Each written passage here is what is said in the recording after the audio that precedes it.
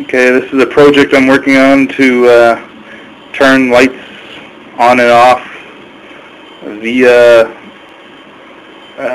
servos with using Visual Basic. The board's pretty simple. Just powering the servo, LPT, grounded of course, going out to just a resistor, and then signaling back to the servo. And my software is built. I'll show you that later. So I set it to move to special commands like kitchen light. The kitchen light is now on. Kitchen light off. The kitchen light is now off. The program took me a little while to figure out and get all the voice activation and the pulsing of the LPT with Visual Basic. The living room light is now on.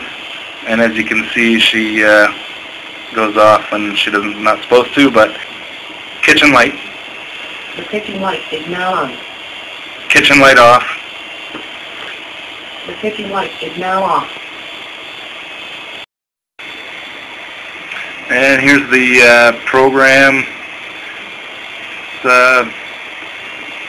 not too lengthy, but for a beginner like me, it's taken me a long time to get all this down. And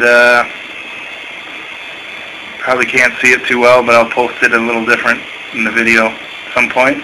And my next video, I'll have a few servos hooked up to some light switches and show you how it works. So here I have the servo physically hooked up to the light switch, and if I tell it to go off, it should go off. The whole light. Dining light off. The dining room light is now off. Dining light. The dining room light is now off. Dining light off. The dining room light is now off. Dining light. The dining room light is now off. Dining light off.